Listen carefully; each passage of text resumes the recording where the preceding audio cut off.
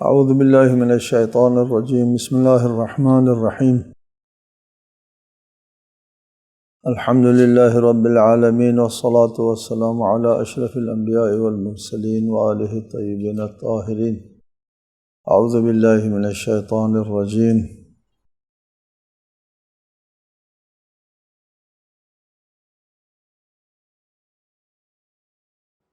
وَيَا قَوْمِ هَٰذِهِ نَاقَةُ اللَّهِ لَكُمْ آيَةً فَذَرُوهَا تَأْكُلْ فِي أَرْضِ اللَّهِ وَلَا تَمَسُّوهَا بِسُوءٍ فَيَأْخُذَكُمْ عَذَابٌ قَرِيبٌ۔ سورہ ہود آیت 64۔ اور اے میری قوم، یہ اللہ کی اونٹنی تمہارے لیے ایک نشانی ہے، لہذا اسے آزاد چھوڑ دو کہ اللہ کی زمین میں چرتی رہے، اور اسے تکلیف نہ پہنچانا، ورنہ تمہیں ایک فوری عذاب گرفت ملے گا۔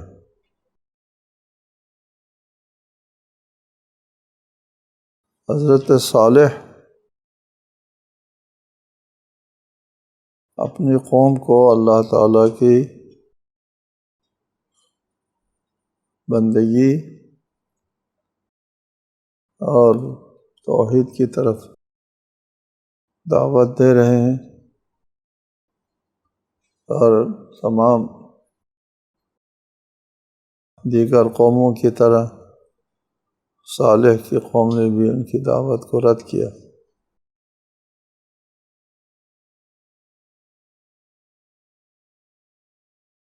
حضرت صالح کے لیے ایک معجزہ دیا گیا، وہ معجزہ بھی ان لوگوں کے فرمائش اور مطالبے پر دیا گیا تھا۔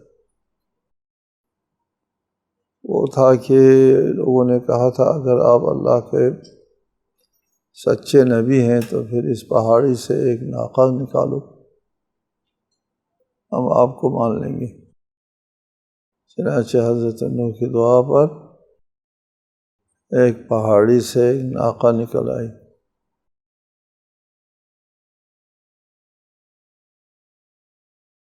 اور ان کے لیے حکم یہ ہوا کہ اس ناقے کو اگر تم لوگوں نے کوئی غضن پہنچایا تو اللہ تعالیٰ کا عذاب فوری آئے گا، جیسا کہ اللہ تعالیٰ کا یہ طریقہ عمل ہے کہ اگر فرمائشی معجزہ دکھانے کے بعد بھی اگر انکار کرے تو عذاب فوری آ جاتا ہے۔ اگر یہ معجزہ خود اللہ تعالیٰ نے ابتدائی طور پر کسی نبی کو دے کر بھیجا ہے، اس کا انکار کریں تو اس پر فوری عذاب نہیں آتا۔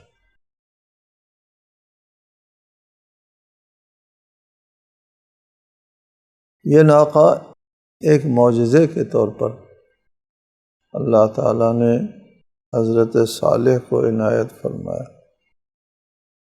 کچھ لوگ کہتے ہیں نہیں، یہ معجزانہ ناقہ نہیں بلکہ یہ ایک عام سا وہ عام سی اونٹنی تھی، اس عام سی اونٹنی کے بارے میں یہ فرمایا کہ اگر اس اونٹنی کو کوئی نقصان پہنچائے تو پھر عذاب آئے گا۔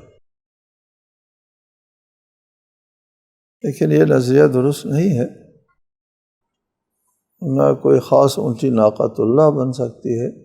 معجزے کے طور پر جو وجود میں آئی ہے وہ ناقۃ اللہ ہے۔ یہ آیا قرآن مجید میں ہمیشہ معجزے کے لیے استعمال ہوتا ہے۔ آیت یعنی نشانی، علامات، دلیل اور برہان، اس بات کی علامت اور نشانی کہ یہ رسول برحق اور سچا ہے، اور وہ معجزہ ہی وہ آیت نشانی ہوا کرتی ہے۔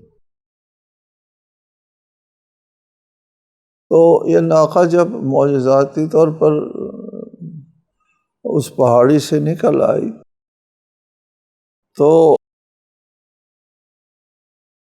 قوم صالح سے کہا گیا کہ یہ ہذہ ناقۃ اللہ ہے، یہ ناقہ خدا ہے کہ ایک قوم کو سیراب کرنے کے لیے ایک کنواں تھا، ایک دن یہ ناقہ پیے گی اور ایک دن تمہارے دیگر سب جانور۔ یہ بھی ایک ان کے لیے آزمائش تھی کہ ایک ناقۃ اللہ کے لیے، صرف ایک ناقہ کے لیے ایک دن اور باقی ان کے تمام جانوروں کے لیے ایک دن۔ یہ رسالت میں آپ جب تشریف لے جا رہے تھے جنگ تبوک پہ، تو ان علاقوں سے آپ کا گزر ہوا جو قوم صالح کا علاقہ تھا، تو آپ نے وہ فج الناقہ کے نام سے وہ پہاڑی بھی دکھائی، آج بھی وہ ہے فج الناقہ کے نام سے، اور وہ کنواں بھی دکھایا جس سے ناقہ صالح پانی پیتی۔ فرمایا فَذَرُوهَا تَأْكُلْ فِي أَرْضِ اللَّهِ، اس کو چرنے دو اللہ کی سرزمین میں، وَلَا تَمَسُّوهَا بِسُوءٍ، اسے تکلیف نہ پہنچاؤ، فَيَأْخُذَكُمْ عَذَابٌ قریب، اگر تکلیف پہنچائی تو تمہیں ایک فوری عذاب گرفت میں لے گا۔ یہ ان کو پہلے بتا دیا گیا، لیکن فَعَقَرُوهَا، انہوں نے اس اونٹنی کی کونچیں کاٹ دی۔ فقال تمتعوا فی دارکم 3 ایام ذلک وعد غیر مکذوب، تو ان سے کہا کہ 3 دن اپنے گھروں میں بسر کرو، یہ ایک ناقابل تکذیب وعدہ ہے۔ اس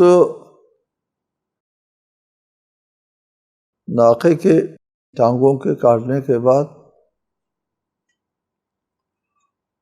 حضرت صالح نے کہا، جیسا کہ پہلے آیت میں کہا تھا فَيَأْخُذَكُمْ عَذَابٌ قَرِيب، فوری عذاب آنے والا ہے، چنانچہ ان لوگوں نے اس کی پرواہ نہیں کی، اور واقع ناقہ کے بعد 3 دن تعین فرمایا کہ 3 دن کے بعد عذاب آئے گا۔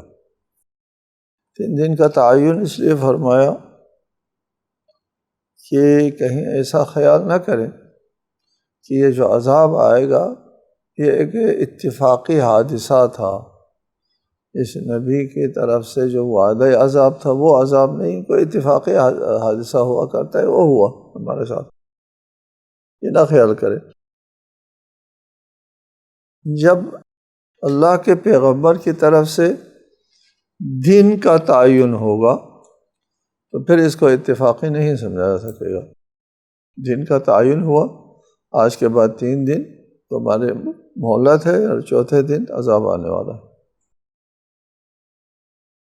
چنانچہ ایسا ہی ہوا، ذَلِكَ وَعْدٌ غَيْرُ مَكْذُوبٍ، یہ ناقابل تکذیب وعدہ ہے، یعنی جب چوتھے دن عذاب آ جائے گا تو پھر عذاب کے آنے کے بعد تو تکذیب نہیں ہو سکتی، اس سے پہلے تو یہ لوگ تکذیب کرتے رہے۔ فَلَمَّا جَاءَ أَمْرُنَا نَجَّيْنَا صَالِحًا وَالَّذِينَ آمَنُوا مَعَهُ بِرَحْمَةٍ مِنَّا وَمِنْ خِزْيِ يَوْمَئِذٍ إِنَّ رَبَّكَ هُوَ الْقَوِيُّ الْعَزِيزُ، پھر جب ہمارا فیصلہ آ گیا تو ہم نے صالح اور ان لوگوں کو جو ان کے ساتھ ایمان لائے تھے اپنی رحمت سے نجات دی، اور اس دن کی رسوائی سے بھی بچا لیا، یقیناً آپ کا رب بڑا طاقتور غالب آنے والا ہے۔ وعدے کے مطابق وہ عذاب آ جاتا ہے، اور حضرت صالح اور ان کی معیت میں ایمان لانے والوں کو اللہ نجات عنایت فرماتا ہے، اور اس دن کی رسوائی سے بھی نجات۔ یہاں بھی قوم صالح میں سے جن لوگوں نے کہتے ہیں کوئی 4,000 افراد جو ہے وہ مومن بن گئے تھے پوری قوم میں سے، ان لوگوں کو اللہ تعالیٰ نے نجات دی۔ آمنوا معہو، یہاں بھی لفظ معیت ہے کہ حضرت صالح کے ساتھ ایمان لے آئے تھے۔ وَأَخَذَ الَّذِينَ ظَلَمُوا الصَّيْحَةُ فَأَصْبَحُوا فِي دِيَارِهِمْ جَاثِمِينَ، اور جنہوں نے ظلم کیا تھا انہیں ایک ہولناک آواز نے اپنے لپیٹ میں لے لیا اور وہ اپنے گھروں میں اوندے پڑے رہ گئے۔ وَأَخَذَ الَّذِينَ ظَلَمُوا الصَّيْحَةَ، صیحہ کہتے ہیں کہ چیخ اور بہت ہی بلند آواز، صیحہ۔ یہ آواز ہو سکتا ہے آسمان سے کسی بجلی کے گرنے کی آواز ہو، زلزلے کی آواز ہو، کسی آندھی اور طوفان کی آواز ہو۔ صیحہ شدید آواز، شدید آواز سے سب جو ہے اوندے منہ جو ہے وہ گر گئے، مر گئے۔ سب کا ایک آواز کے ساتھ مر جانا یہ بعید از قیاس نہیں ہے، اس لیے کہ آواز جب بہت زیادہ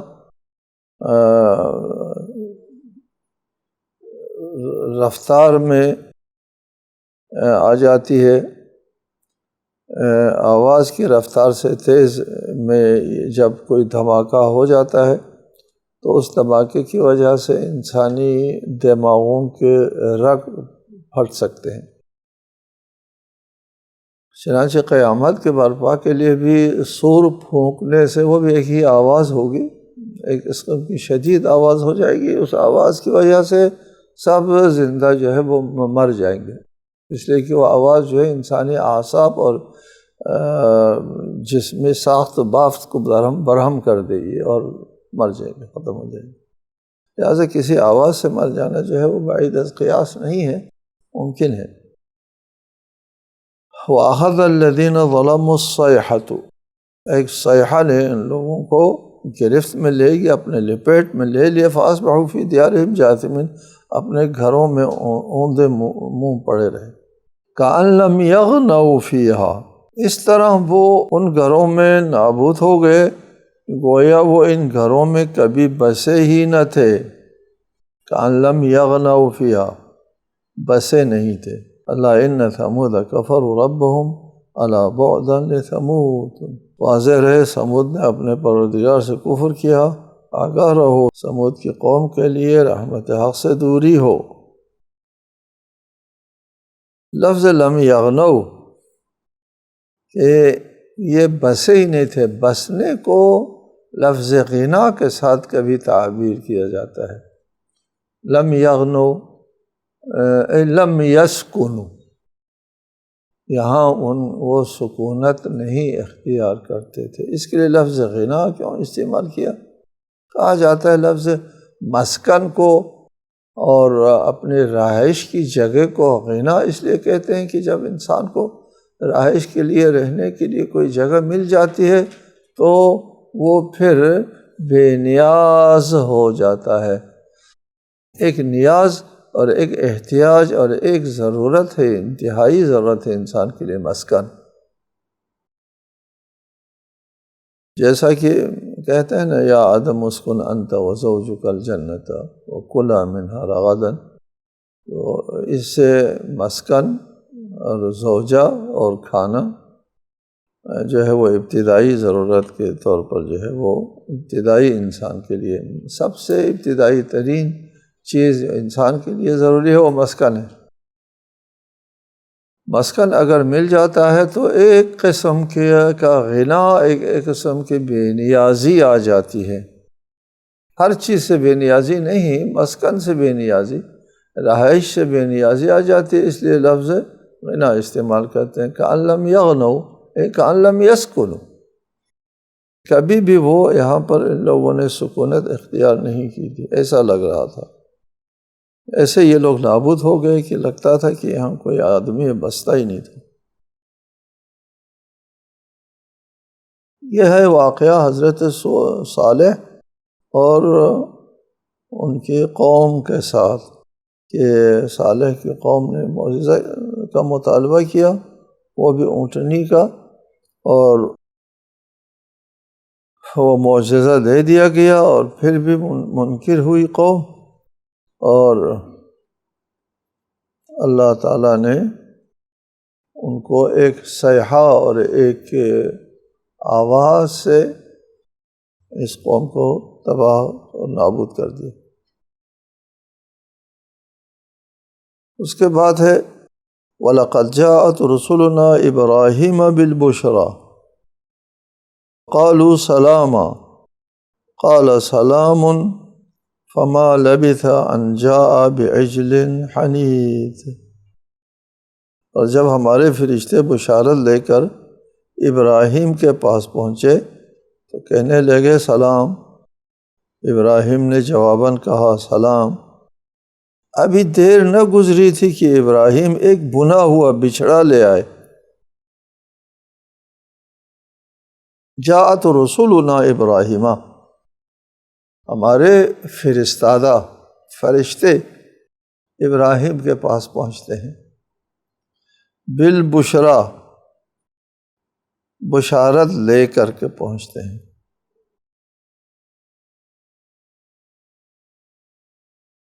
اور سلام کرتے ہیں، اور سلام کا جواب دینے کے بعد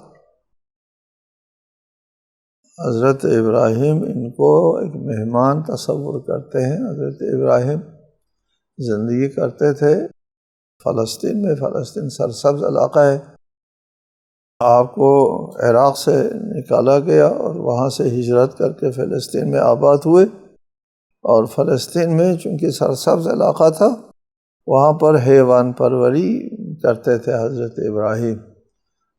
کافی حیوانات جو ہے وہ پالتے تھے اپنی معیشت کے لیے، اپنی زندگی کے لیے۔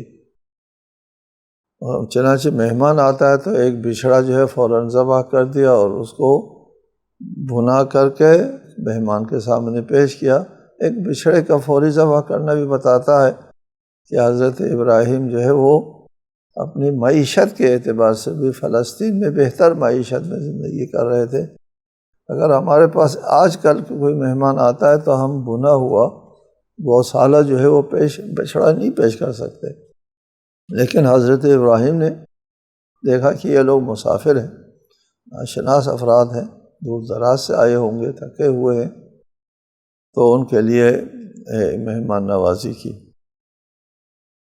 حضرت ابراہیم کو نہیں معلوم تھا کہ یہ اللہ تعالیٰ کی طرف سے فرشتے ہیں، عام مسافر تصور کیا، تصور کر کے ان کے مہمان نوازی شروع کر دی۔